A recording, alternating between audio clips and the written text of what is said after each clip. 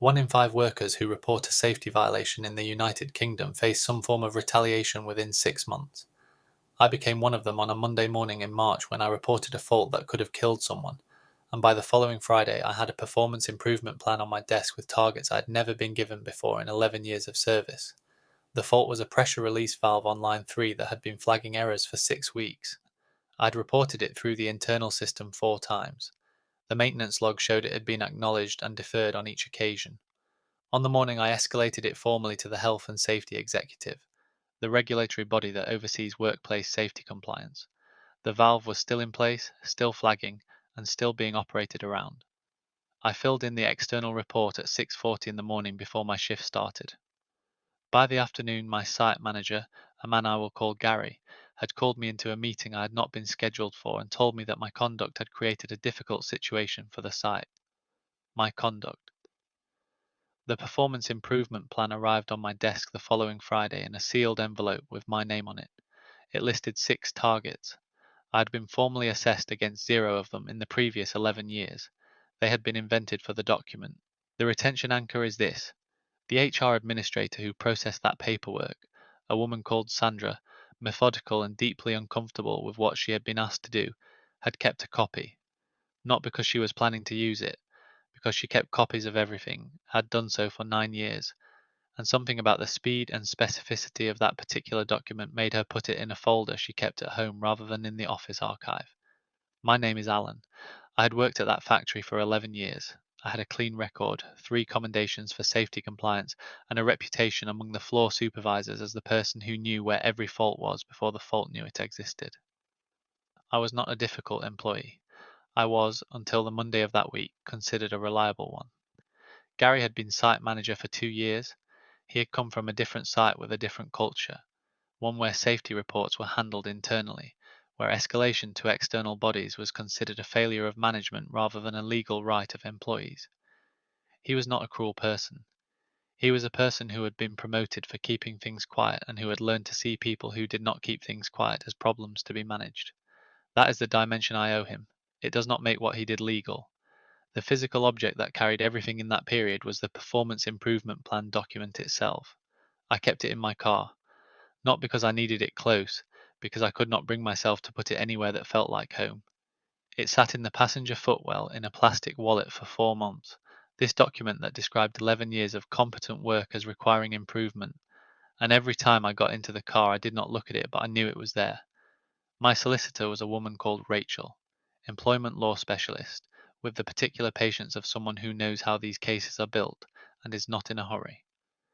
Rachel told me in our first meeting that the performance improvement plan was interesting and that the timing was suggestive, but that timing alone was not enough. She said, "We need to show that the targets in this document did not exist before the report you made. We need to show they were created in response to it." She asked whether anyone in HR had been involved in the process who might have felt uncomfortable with what they were asked to do. I told her about Sandra. Sandra had left the company 3 months after the PIP was issued. She had not left because of what she knew. She had left because she had been offered a better role elsewhere and had taken it, but she had taken her folder with her. She contacted Rachel after I had given permission for Rachel to reach out, and she came in on a Wednesday with a lever arch file that contained, among other things, a draft version of my performance improvement plan dated 3 days before my safety report was filed. 3 days before. The document that had been presented to me as a response to my performance had been drafted before I made the report that supposedly triggered it. The targets had been written before Gary had any formal grounds to put me on a plan. The whole thing had been prepared in advance, sitting in a folder, waiting, and the safety report had simply been the moment they decided to use it. The midpoint of this story is when Rachel put that draft document alongside the final version and showed me that 6 of the 7 targets were word for word identical, including a typographical error that appeared in both. Same typo, both documents, one drafted before I reported anything. Rachel filed the tribunal claim, wrongful dismissal, protected disclosure detriment under the Employment Rights Act, and submitted Sandra's draft document as the central exhibit. The company's legal team requested 3 adjournments in the following 4 months. Rachel declined to agree to any of them. The settlement offer arrived on a Wednesday morning, 8 days before the scheduled hearing. The amount covered my legal costs, my lost earnings for the period I had been on gardening leave pending the outcome, and a sum described as compensation for injury to feelings that I will not specify beyond saying it was not nothing. The twist was in the settlement terms. The company's legal team had included, in the standard confidentiality clause, a specific provision requiring me to confirm that the performance improvement plan had been issued in good faith and represented a genuine assessment of my performance. I refused to sign that clause. They removed it. They accepted a settlement without a clause affirming the legitimacy of the document, which meant the document's legitimacy remained legally unaffirmed. Rachel said this was the company's lawyers making a calculation about risk. I understood what she meant.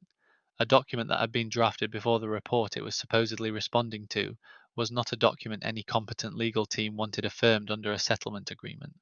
The valve was replaced 4 months after my report, following an HSE inspection that found it in breach of the pressure systems safety regulations. I learnt this from a colleague who still worked there and sent me a message I was not expecting on a Tuesday afternoon. The safety concern I had reported had been valid. The documentation that had been built around me in response had been fabricated. Both of those things are now in writing somewhere. Neither of them is in my employment record. What I carry is 11 years, the commendations, the record, the man I was at that factory before the Monday of that week. That version of my working life is still accurate. The PIP in the plastic wallet in the footwell is not. I shredded it the day the settlement was signed. The folder Sandra kept is still somewhere in her house. I find that more reassuring than it probably should make me feel.